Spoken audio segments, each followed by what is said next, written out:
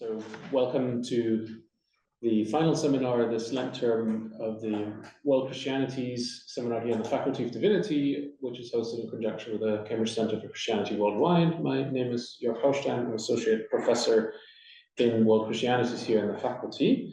And it's my great pleasure to welcome today Dr. Girma Mohammed to give us a paper on a subject that's very dear to my own heart, somebody who's researched a long time in Ethiopia, and somebody who really values Girma Mohammed's input and his voice in what is a very complex subject, as we will discover today. In fact, I was just speaking with a journalist today about something Ethiopia related, and we were talking about the fact why there's so little published on Ethiopia, and her answer to this was, well, it's just so bloody complicated.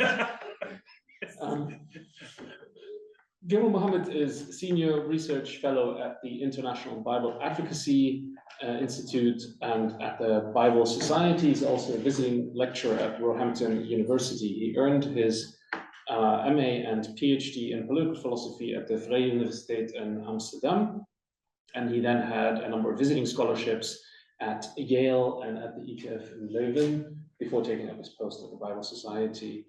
Girma is author of many articles and two books in particular, one called Understanding Religion and Social Change in Ethiopia, which came out in 2012, where you're already interrogating some of the paths that you're going to travel down further today. And it's also quite interesting to think about, you spotted a problem then and a potential solution that is even needed more now. And 2012, Ethiopia was a very different country than it is in 2024, what is it? Yes, 2024, since 2018, when things have changed. Second book that you've published was Healing Memories, African Christian Response to Politically Induced Trauma. Also quite important nowadays, not just in Ethiopia, but many African countries. And of course, many articles, including a number of sort of commentaries also in the press, analyses, and I think this is where I really value your input and voice as one of those sort of really trustworthy, measured voices about what's going on with Christianity and politics in Ethiopia. And for those who may be new to anything Ethiopia, of course, we have a broad variety of Christianity between Orthodoxy, a small sliver of Catholicism, and then Protestants. And actually, those are very different worlds to bridge. And you managed to do this in your many activities with the Bible Society and the Sophos Africa and other things. So I'm very, very excited to welcome you here for a paper titled From Sacred Canopy to Ethnic Umbrellas, Rethinking the Future of Christianity in Ethiopian Politics. Welcome, Girma. We look forward to your paper. Thank you. Thank you so much. Thank you, Dr. Hostin, for inviting me, and Dr. Mutaraj. I'm really honored to be here and to be able to share some of the thinkings, probably some of the pain that I've been going through as my country goes through conflict and trouble that you have been pointing out. This is not something that the complete product that I'm trying to present here. It is something that has been brewing in my mind as I go back and forth to Ethiopia. I think about the future of Christianity, but also the future of the nation itself. Just let's attend me with that mindset that this is not a complete job, but this is something ongoing process. I don't know how it will materialize in the future, whether in the shape of a book or an article.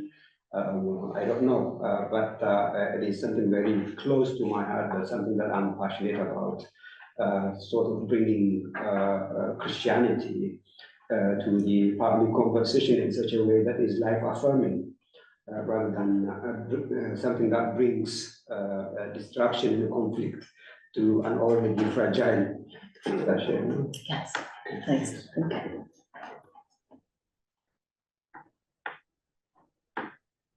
Do you see the movement? Yes. Okay. So as we embark on this subject, I just would like to show kind of thinking framework that I have been using. Those of you who are familiar with practical theology, you might know Rico Osmer's approach, especially in his book, Four Tasks of Practical Theology. So,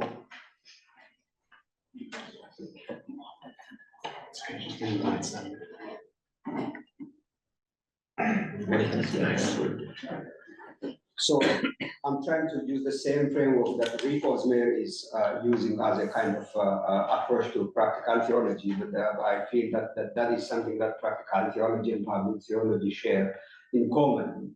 So the four tasks that he says are, the first task is descriptive task, to ask the question of what is going on the ground. This is like a data gathering, more for a journalistic kind of approach to understand the phenomenon, what is happening within the church or within the community or in society.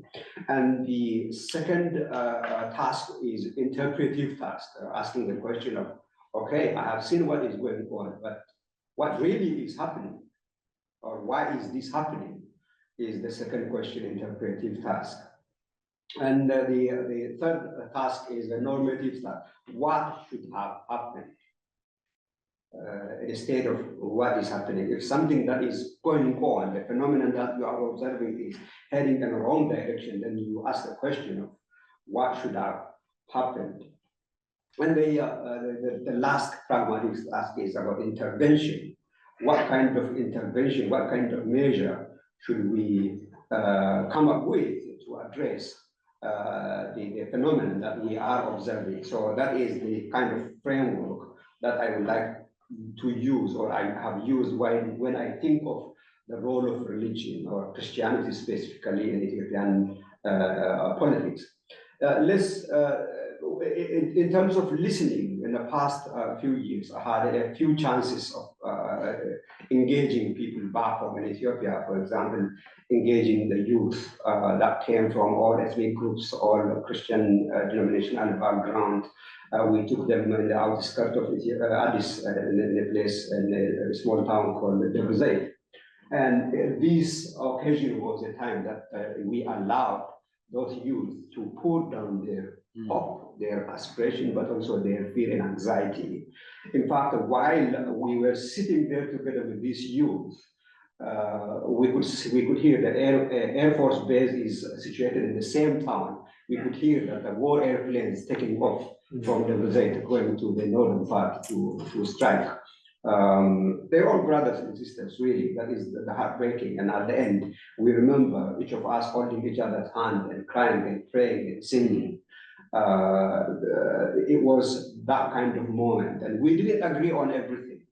In fact, there was very little to agree initially, because we come from very different experiences, and some of the reactions that I was getting for my sort of hopeful presentations are, you are delusional, this country is falling, it's being balkanized. In fact, you are prolonging the pain. It would have been better for us to collapse, probably rebrand ourselves again, and people like you are prolonging our pain. Because I was hearing that kind of voices, and those voices, they appear critical, but they are genuine.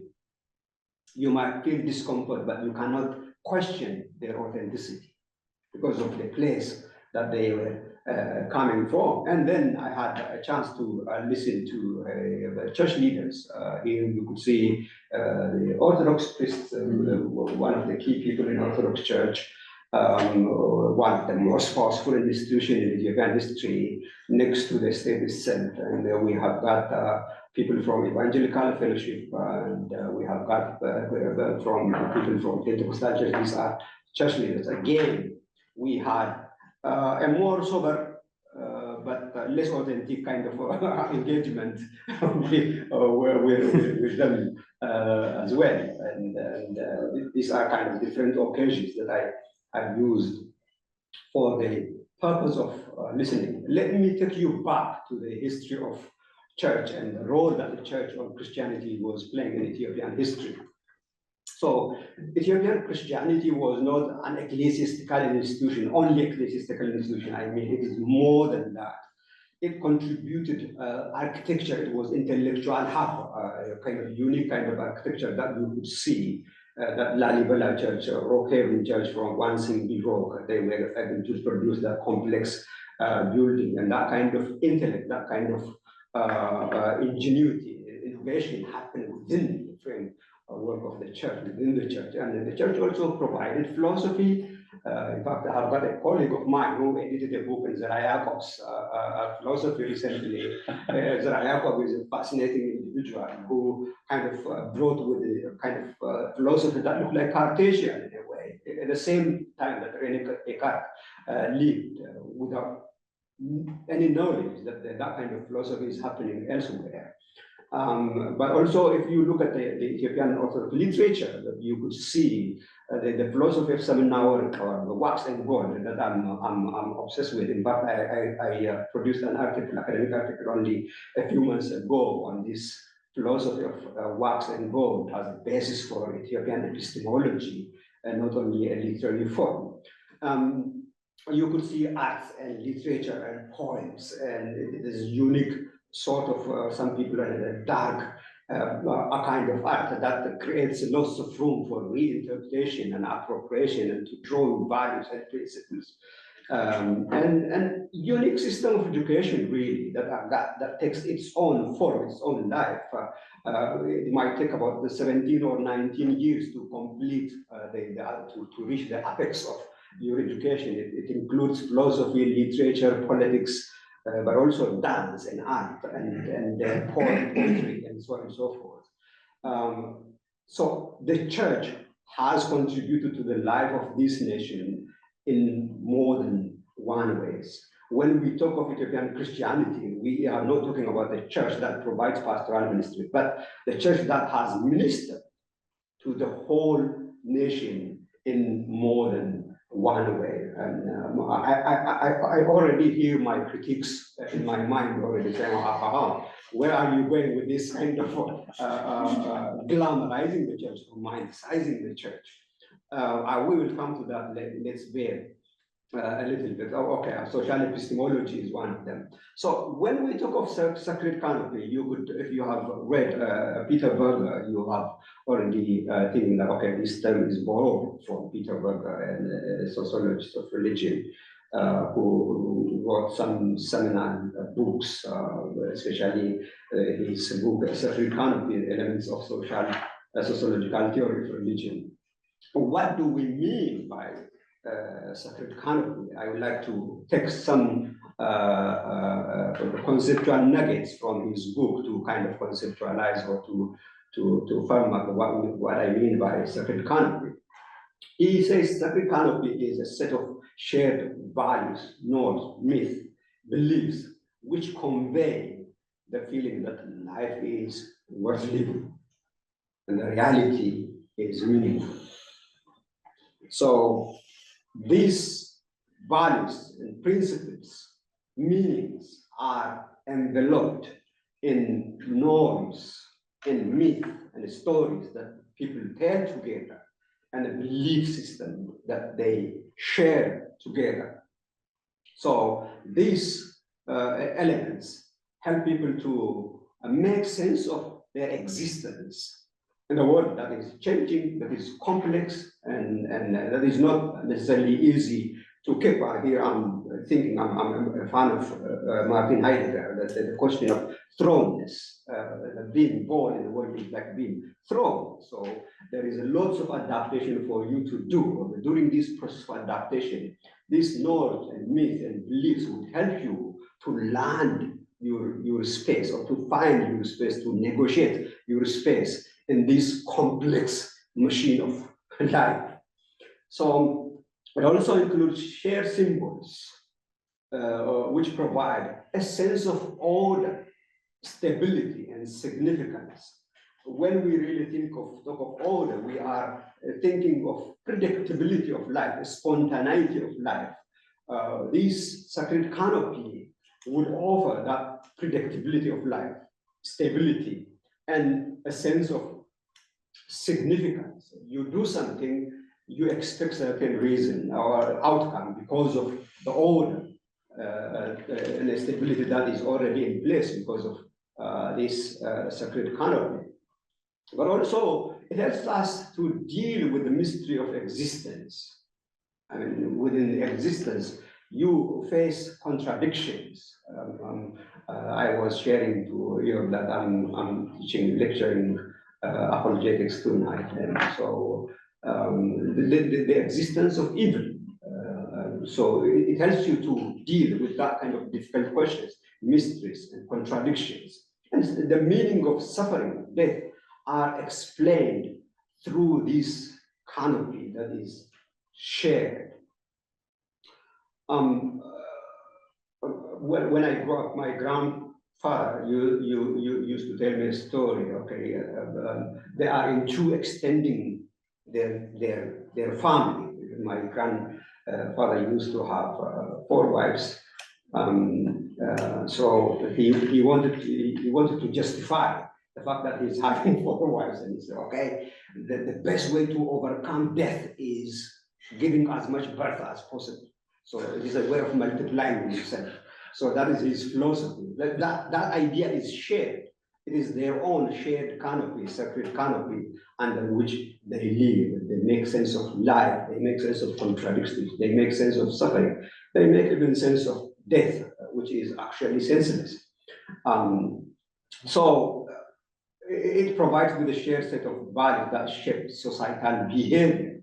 When you go out, you know what to expect from your fellow citizens, or from your fellow tribesmen, or from your fellow Christians, because these shared sacred canopy formulates or forms your behavior as well as a person. So when I talk of sacred canopy, I am really talking about these elements. So at the end, this sacred canopy is not static. It might be constructed at a certain point, and it would be developed. And if it is not reappropriated or recalibrated, it would hit the climax, and it might face a decline. So it is not static. It is a subject to change. It can be also easily eroded.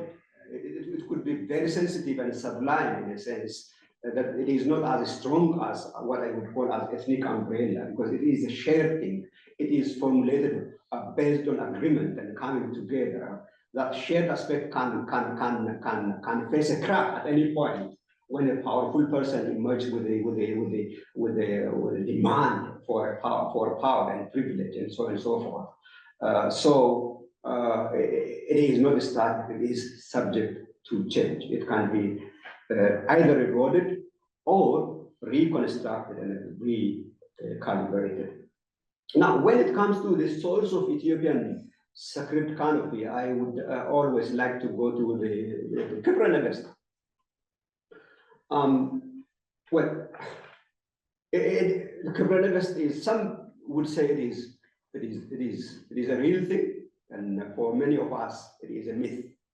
It is a book that was created by church leaders. The exact time is debated by scholars. Some people like Donald Levin take it all the way to 4th century, but many Ethiopians say it is crafted somewhere in the Middle Ages, in a time called a time of princes, how to call it, Zaman al-Masafin. This time was very pivotal in Ethiopian history because both the state and Christianity working together, they built a nation that has a working bureaucracy and working power structure with central power, but also with local government structure. So how the power dynamics work is when the local provincial governments become powerful in terms of military, in terms of followership, in terms of resources, and they mount a challenge to the central government, and they occupy the central space, and they defeat the central government, then they occupy the power. That's how it used to happen. But at this time, there are a number of provincial kings emerging here and there, threatening the central government structure. So Ethiopia was in the verge of disintegration and in the brink of falling apart. So the church, very much missionary in its outlook, was worried about this prospect because the collaboration with the state was also a way for the church to expand its mission beyond its Christian frontier. Wherever the government or the empire expands, the church also will go together. It was that kind of collaboration that was happening. So the worried church had to come up with something. It has to invent something. Then it tapped on the biblical story of Queen of Sheba and King Solomon. And then it claimed that the Queen of Sheba is an Ethiopian queen who went all the way to Jerusalem to visit Solomon. And then the Kibronebes narrates that the stories, the elements that are extra biblical, and to say King Solomon was very interested in Queen of Sheba. He was virgin, he was beautiful, and he was trying to find all sorts of trick to get her to his bed, and she refused. At the end, he had to gamble on something. And okay, if you refuse to this offer, then you need to make an oath not to take anything that belongs to me. She apparently said, that's fine. And she went to her bed after having a spicy food. And suddenly, in the middle of the night, she found herself thirsty.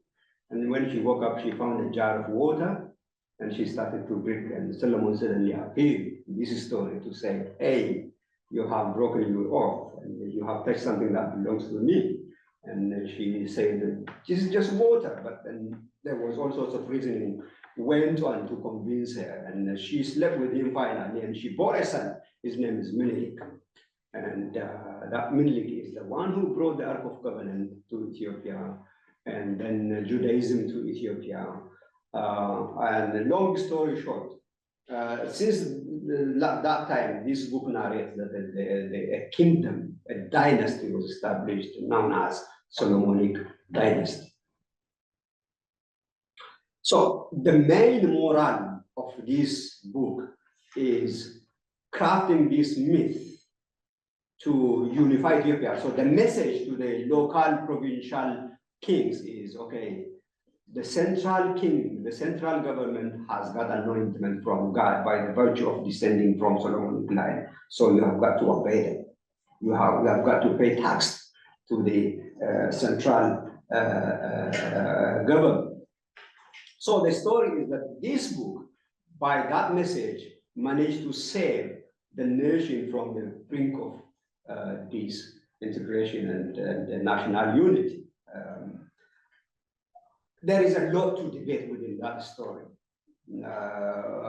including factuality and validity and this and that. But this piece of work were captured by, for example, one of the very influential Ethiopians, Edward Ulando, as the repository of Ethiopian national and religious feeling in his book, Ethiopia and the Bible. And another scholar, Donald Lane from Chicago University, formerly, he's passed away a few years ago, he says, it provides Ethiopia with an effective national script which offered a charter for establishing and restoring multi-ethnic policy. Well, again, that is hugely debatable at the moment, but it's such an endorsement from the scholars of high caliber. And Masai Kabada, the philosopher based in Dayton University in the US, say, one of the most powerful and influential national saga of the world. And then, I need your help here. John Markakis says, it is, this story is Weltanschauung. Weltanschauung, yes. Weltanschauung, worldview, Weltanschauung of a defined literate culture which remains distinct and isolated from its neighbors. That is how they capture this. Now, when you really look into the story of the book, you can see from a modern untrained eyes holes here and there. But then the meaning that it has achieved to offer to the national life is quite immense by bringing religion or by marrying religion to a political life.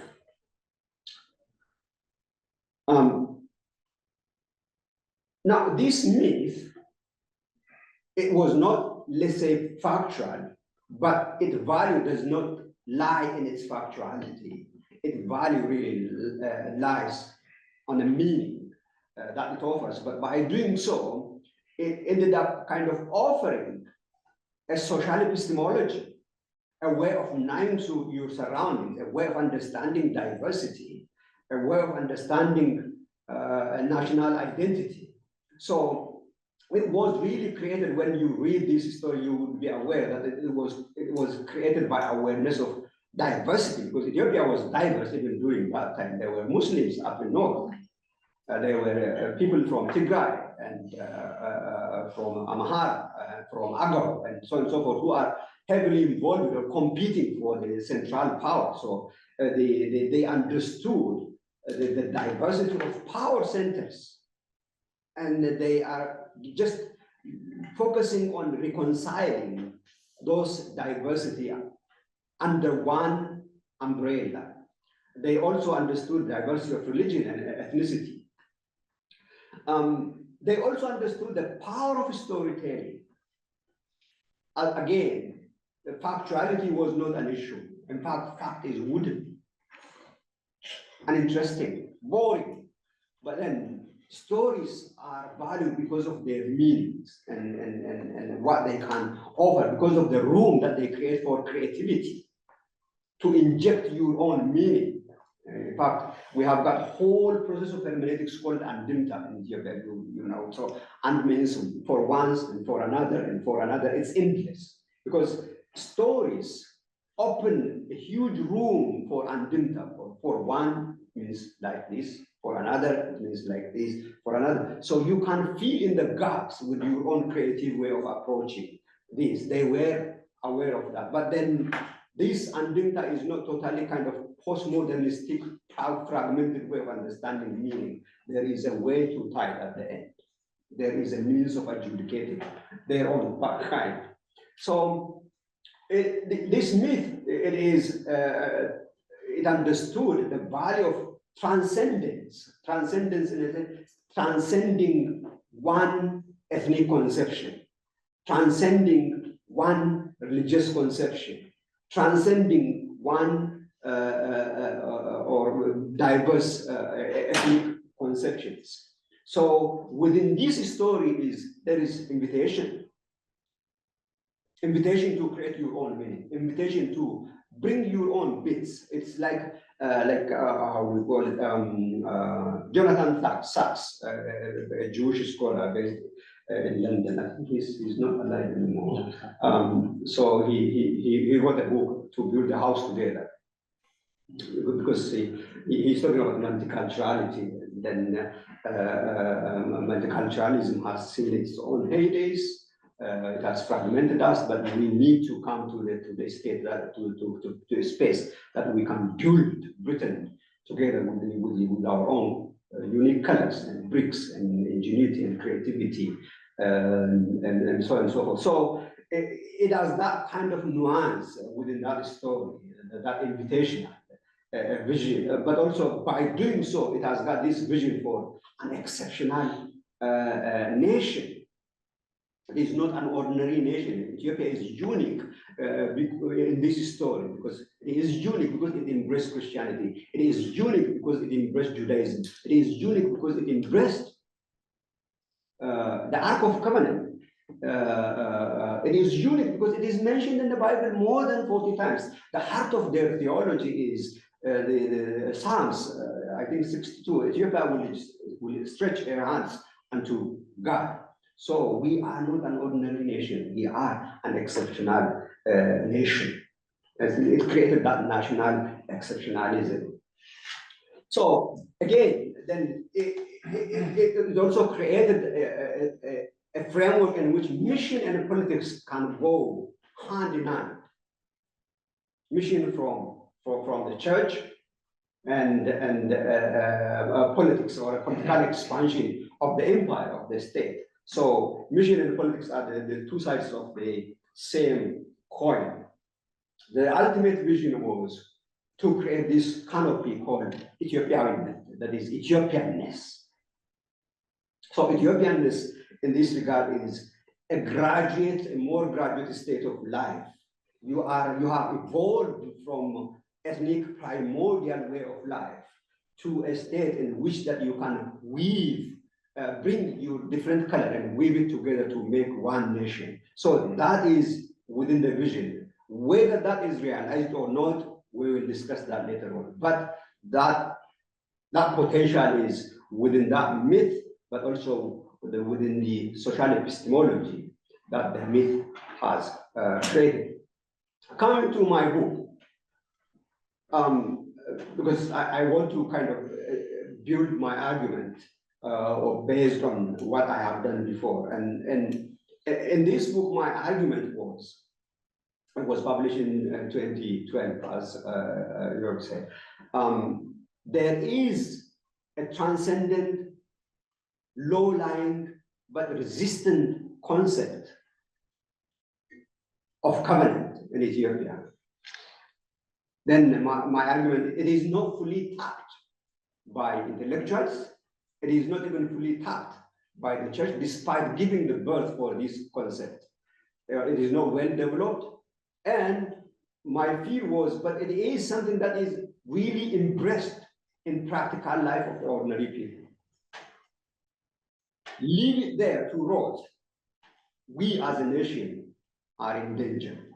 But if we tap into that and recalibrate it, and we bring it again to a new discussion, to be more inclusive, to be more elastic, to accommodate new people group, and also a new phenomenon, a political phenomenon, then we will be better off in terms of coping with change. I was thinking of that because in Ethiopia, in a number of times, change threatened to come in a promising way, but in a number of times it was aborted.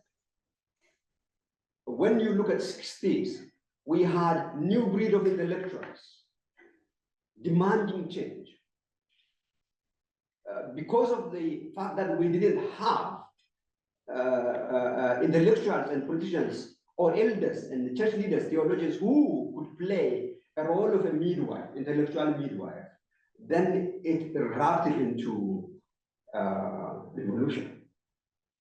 And it wiped out one generation of educated people, literally. We call it Red Terror. So I was trying to indicate in this book, okay, change might come, but we need to make a balance between change and continuity. We have got enough ground to discover that continuity. Where do we find that? Not in academic books, but it is embedded in the lives of ordinary people who are negotiating their space using this notion of covenant. So I saw two layers of this national covenant, two histories. One is manifest history, history as written by the winners, by politicians, by ecclesiastical elites. But then there is what I would call a surplus history, again using this wax and gold philosophy, or I use it as a kind of research methodology to filter what is happening, to understand the upper layer and the low-lying, a durable kind of layer is the surplus history. It's a social covenant as appropriated by ordinary people. So here, the ground has shifted on the former part of history. The social covenant as crafted, constructed by ecclesiastical and political elites is gone. Because it is about supporting the two institutions. It is about maintaining the continuity and maintaining power, interest, and privilege between the two institutions. That time is gone. But then the later layer, the surplus layer, is still resistant. It is still transcendent, but it requires reappropriation, reinterpretation, but also it requires a viable agent to activate it and to mainstream it. So the continuous adaptation and reconfiguration is needed to accommodate change, as I said. Now, in the meantime, what we are facing in the past probably 5 years. It started to brew for the past 3 decades, but we are seeing a real explosive manifestation of subalternity in the past 5 years. Subalternity is where the voices that are marginalized emerging and trying to capture the mainstream. So they are saying, for example, Awal Alo, a friend of mine, based in Kiel University here in the UK, he says, Ethiopia is an oppressive construct based on the cultural values of Amara ethnic group and Ethiopian Orthodox Church faith. So it is an oppressive construct, the whole concept of Ethiopia.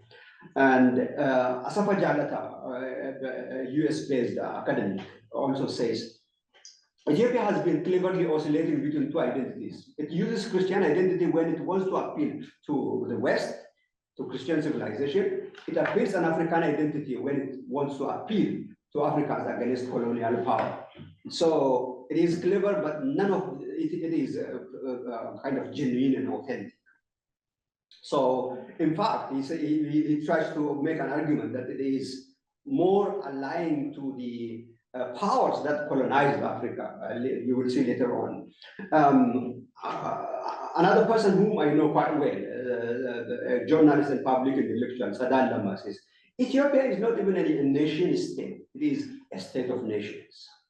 It has got about 85 nations within Ethiopia. It's a collection of nations. And then Nadia Nasreddin, she is also US-based scholar in literature and post-coloniality. Ethiopia has not been a victim of scramble for Africa. Instead, it has been a participant. So she's talking about Abyssinia, the northern part, colonizing the west and southern part, which are the area that I came from personally. So at the moment, Ethiopia is a nation of broken symbols. All the unifying narrative deconstructed and dismantled, to use the Gramscian language. It is more forceful than the construction of postmodernity. And shrinking discursive space means it made it very difficult to come together to deliberate on recalibrating national covenant. Fear-mongering and potential balkanization is boldly aired in the medias. Ethnic umbrellas now considered to be stronger and more concrete sources of protection. Even those people who used to say Ethiopia, now they are shrinking to the ethnic enclaves in search of protection. Now, how should the church locate in these dynamics, in these political dynamics? That is the question. There are 3 potential postures. One is, of course, insularity, the safest place. Silo experience, existence, detach it from public conversation, and you would feel safe, but you would not have any influence if you go for insularity. Another is assimilation, and especially, unfortunately, evangelical Pentecostal churches are gravitating towards this direction, presenting themselves as a tool for political mobilization, especially closing their gap with the state, in fact, having access to the state house, which is for them exciting, and there is this triumphalistic feeling among the evangelicals and the Pentecostals by the virtue that our current prime minister is a Pentecostal background. But then the approach that I promote is critical engagement, taking a prophetic stand to champion truth, faithful presence, and healing of memories. Let me drill down a little bit on this critical engagement. What do I mean? In order to be effective in critically engaging the state power, the political sphere, you need to first build intellectual credential to provide a counter narrative. There are all sorts of voices. What you need to have at the moment is only confidence. You don't need to have content, you don't need to have logic, emotion, content, insulting someone. It makes you lucrative, you will find a lucrative business in YouTube and social media these times. But distancing from that, for the church to build that intellectual credential, to speak sense, to speak reconciliation, to speak truth, is very important and critical step that needed to be made. Also create genuine and inclusive discursive space. It might be very difficult to go into a political sphere at this stage, but within the ecclesiastical sphere, that is what I have been trying to do in the past few years. Try to bring key leaders from evangelicals, Pentecostals, to come together, to be an example in terms of having that amicable conversation between them, even when there is friction, where there are differences. Also rediscover inclusive identity as Christians, rooted in justice, equality, and covenantal relationship. That is important to have to craft a common identity. We don't have that one at the moment because ethnicity is it's something that provides the main interpretive epistemological orientation at the moment. I always say, at the moment in Ethiopia, politics is nothing because it is everything. Everything is politicized. Your dressing code, your holidays, your churches, your academic institutions, your intellectual, your ecclesiastical, everything politicized. Step outside that politically toxic area and craft one identity as Christians around justice, equality, and covenantal relationship. Build a prophetic community for a shared struggle against oppressive forces. Whoever is oppressed, the church needs to stand with that part of the community. Whoever is oppressing, the church needs to speak against the oppressor. And also confront oppressive system. Seek the healing of memory by maintaining that delicate balance between grieving and hope. We need to do that. As a nation at the moment, I always say we have become numb. When violence happened, we are not feeling it anymore. And that is also, I think, a symptom of being traumatized, because you become impervious to danger. You could see people being killed in Amhara or Eritrea or on Tigray, but then you would see all sorts of party and dance and clubs going on like this. People are impervious.